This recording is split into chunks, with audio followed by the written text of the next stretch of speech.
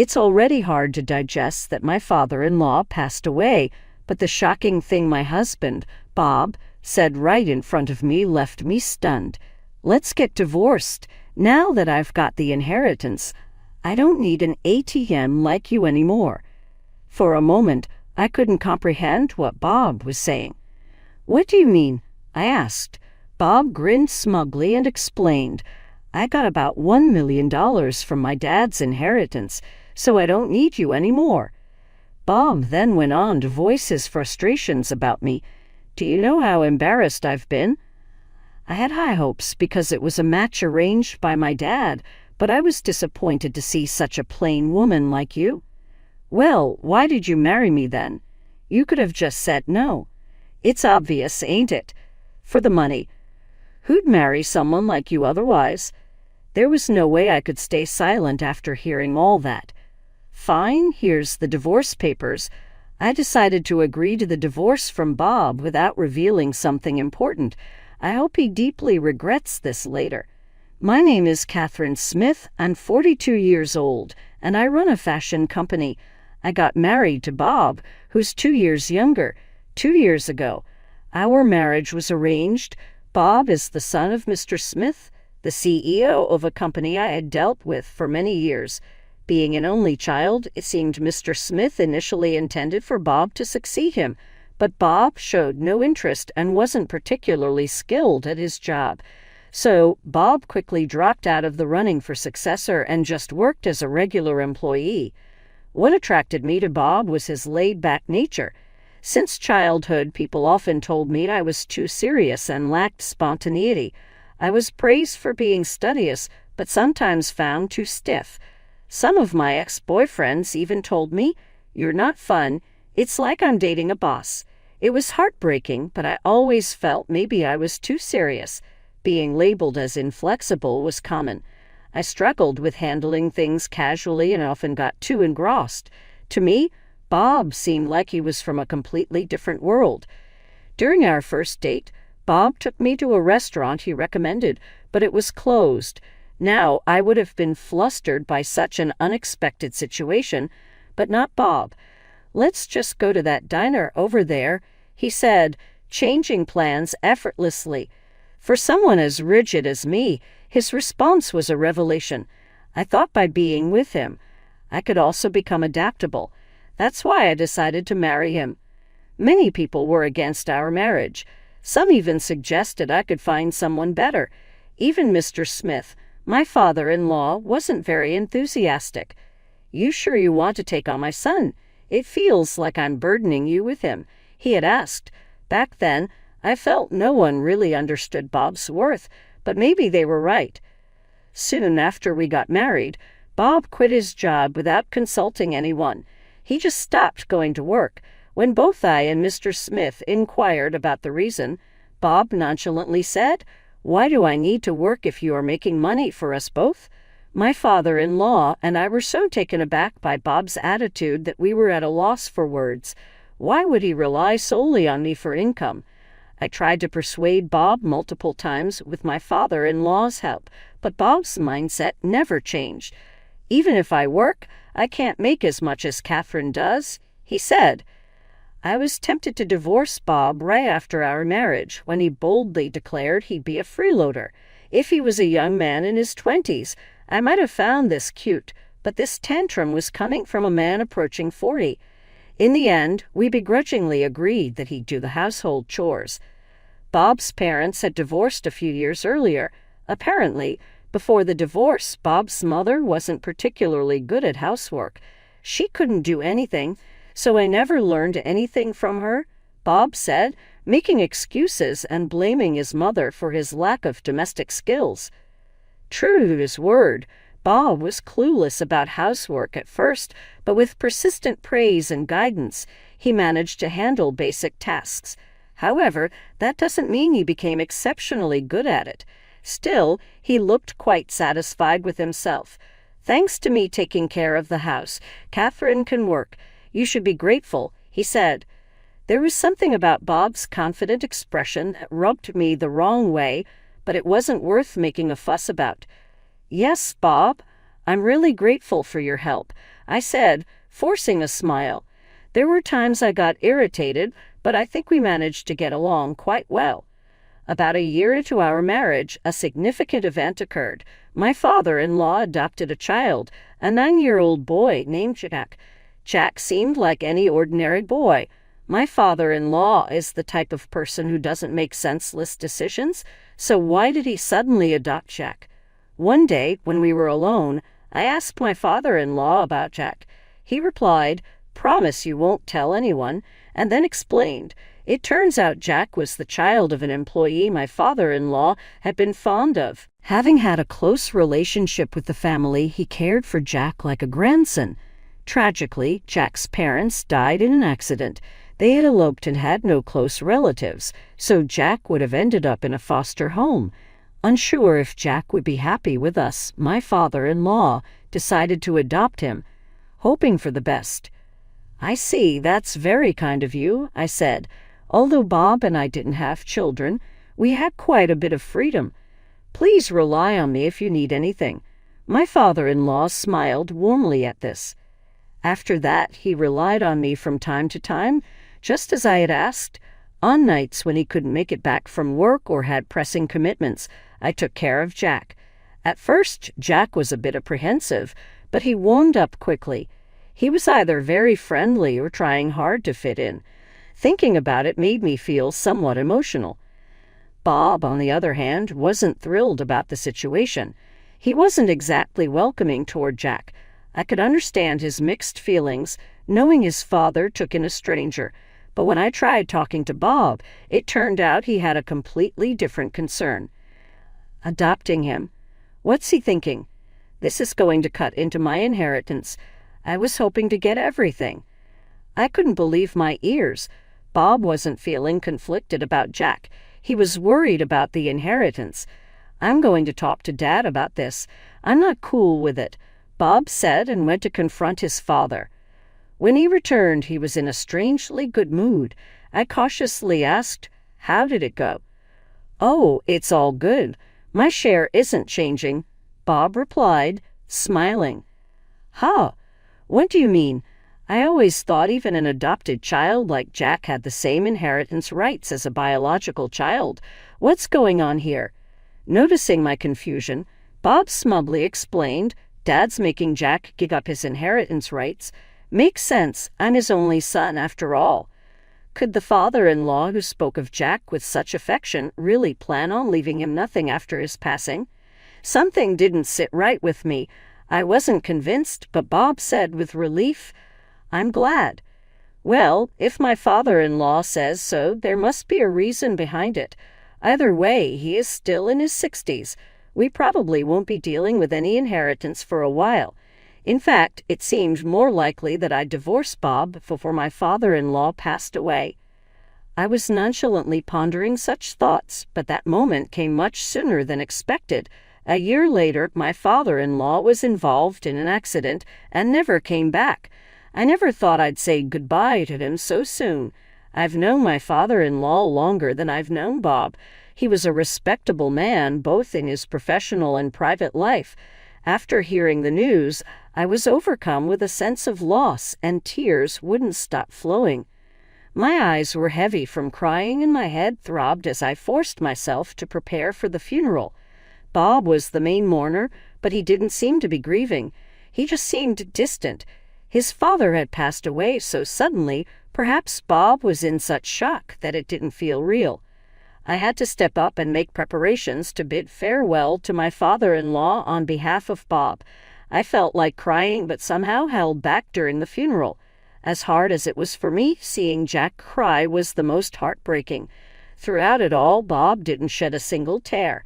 That's when I began to find Bob's behavior peculiar. Rather than grieving, Bob seemed restless or even giddy. Sometime after the commotion, the reason became clear. "Bob, isn't something off with you? Aren't you sad about your dad's passing?" I intended my comment to reflect concern about his lack of tears, but his response caught me off guard. "Oh, of course I'm sad, but I'm also kind of thrilled. Oops, guess my joy showed, huh? Come on, Catherine. You know Dad was the CEO, right? He's bound to have some money. How much do you think he left behind?" I had thought Bob was just zoning out, but from before the funeral up to now, he hadn't been mourning his father at all. Instead, he was grinning, thinking about the inheritance. "What on earth are you thinking?" "Well, think about it. We're divorced, my mom doesn't have any of it, and I'm his only blood child. Jack, being adopted, won't inherit anything, so all the inheritance is mine. You think I can't be thrilled about that?" Bob's face looked like he was about to burst into laughter any moment. Seeing that face made me feel like I was going to slap him. He was truly delighted from the bottom of his heart my father-in-law had passed away. "I can't believe it," I said. I just wanted to leave right then. But there was something I had to tell Bob about Jack. Now that my father-in-law was gone, I had temporarily asked Bob to keep Jack at our place. But if things continued like this, Jack would have to go to a foster home. In that case, I wanted to raise Jack with my own hands. "Jack." "Yeah, you ought to take him in." "Sounds good to me," Bob said, surprisingly agreeable. Then he continued with a smile. "After all, what you do, Catherine, has absolutely nothing to do with me anymore." He held up a single piece of paper to me. It was green, a divorce paper. "What's this?" I asked, confused. "Let's get a divorce. Now that I've got the inheritance, I don't need my personal ATM. You anymore." For a moment, I didn't understand what Bob was saying. Did he just call me an ATM and say I was no longer needed? "What do you mean?" I asked. Bob smirked and proudly told me, "I got around $1 million from my dad's inheritance, so I don't need you anymore. With this much, I don't have to work anymore. I don't need to please you, and I don't have to bother with tedious chores." Oh, how wonderful! With exaggerated gestures, Bob openly expressed his joy. I was deeply shocked seeing this side of Bob. The inheritance was money that came after my father-in-law's death, yet he was rejoicing as if he won the lottery. Bob didn't seem to mourn or remember my father-in-law. He was genuinely happy. Money is a scary thing. It's not uncommon for people to change dramatically after getting a huge sum.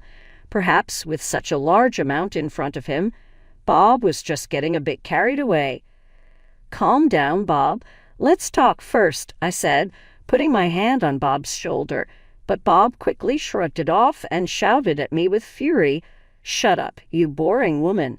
I married you because you were introduced by my father and you were a CEO, but I always felt suffocated with you. It's hard for me."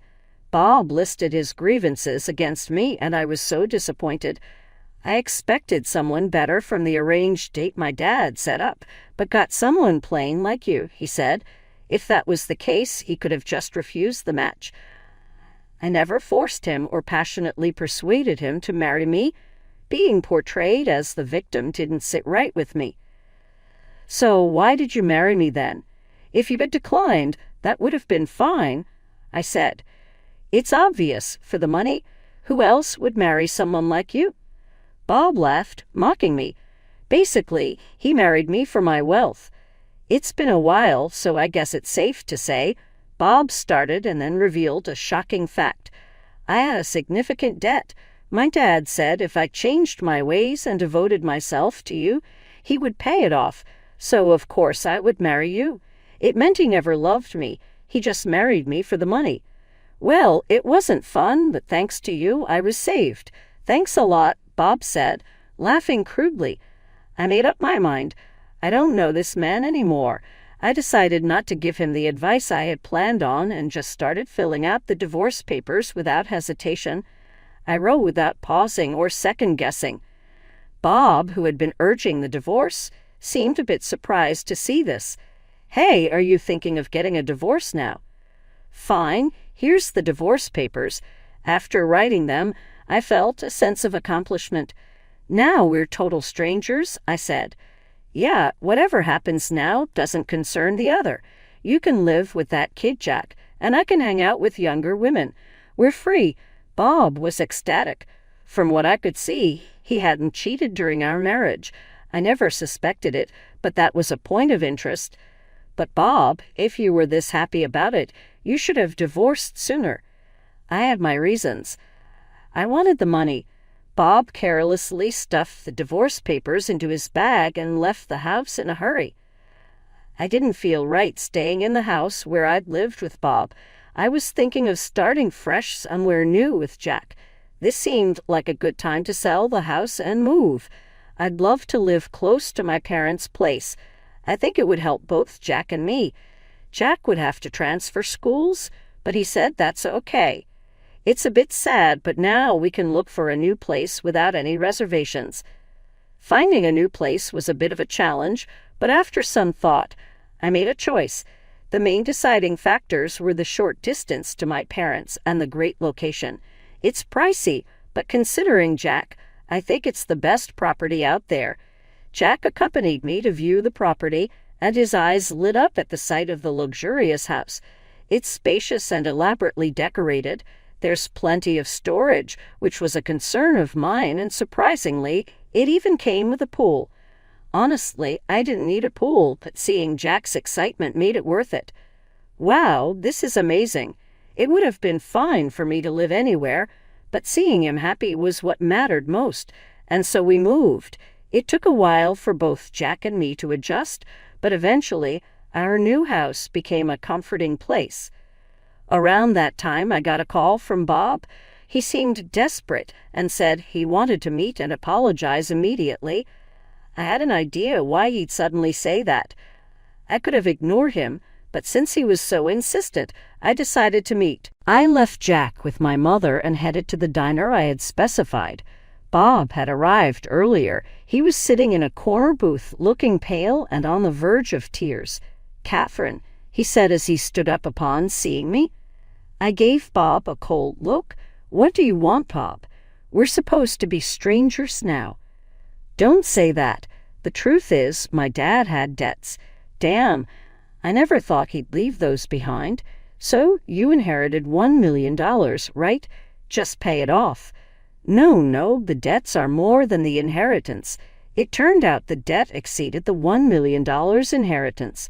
After inheriting both the assets and the liabilities, Bob was now saddled with debt. I didn't know I'd inherit the debt too. Bob looked defeated. "Please, Catherine, you must have some savings. We were married once.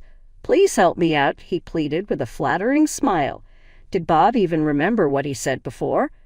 "After all the times you belittled me, even calling me an ATM, who would want to help you now?" It was audacious of him to contact me. He'd said over the phone that he wanted to apologize, but he hasn't done so yet. You really regretted our marriage, didn't you? After everything you said, how can you ask for help now? Well, back then, I never imagined this would happen. His convenience astounded me. He probably thought he wouldn't need money from me anymore, but now that he does, he's groveling. "Sorry, but I can't meet your expectations. I don't have the money." "What are you talking about?" "I know your business is thriving." Liar. I wished he'd stop blaming me for his own mistakes. "I'm not lying. I just don't have the money to lend you. Not every bank lends to everyone, right? Why would I lend if I don't expect it back?" Bob remembered the harsh words he once threw at me and looked a bit guilty, yet he didn't apologize. Such a proud man. What's with the cold shoulder? Don't you care what happens to me? Oh, did you forget what you said when we got divorced? We're strangers now. Nothing to do with each other. Weren't those your words? I might have said something like that, but I didn't mean it. I never imagined things would turn out this way. Bob leaned on the table, looking sad. I thought about the life insurance, but my dad's lawyer said I'm not the beneficiary. Oh, really? I laughed at his statement, which made Bob look at me in shock.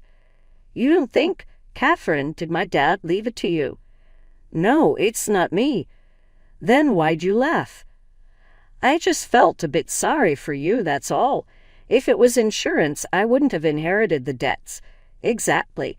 That's why my father-in-law had Jack renounce the inheritance. He left something for Jack in the form of life insurance. The beneficiary of my father-in-law's life insurance was Jack. Is that all you wanted to talk about? If so, I'm leaving. There's nothing I can do for you. Wait, can't we start over? I was just upset about my dad back then, but I truly care about you, Gavin. You mean you only see me as a dollar sign, right? Bob was denying and saying all sorts of things, but I wasn't getting fooled again. After all, I don't have a single dime to give to someone like you. Well, someone important is waiting for me at home. With that, I left the diner. I could hear Bob crying out in a pitiful manner, but to me it was just noise. I needed to hurry home. Jack might be hungry, or maybe he got something from his grandma. I quickly headed to the subway station. As for Bob, I heard he's working multiple part-time jobs to pay off his debts. With no work experience, qualifications, or motivation, he couldn't get a full-time job anywhere. I once saw Bob working at a convenience store while I was on my way to a client. He looked much older and thinner. It was quite shocking. Bob, who had been living off others, was now facing the consequences. I felt no sympathy for him. On the other hand, I'm living peacefully with Jack. We even argue sometimes. It's saddening when Jack ignores me after a fight, but I try to see it as a sign that he's opening up to me. I plan to support him until he can stand on his own 2 feet. That's probably what my father-in-law wished for, and it's my goal in life now.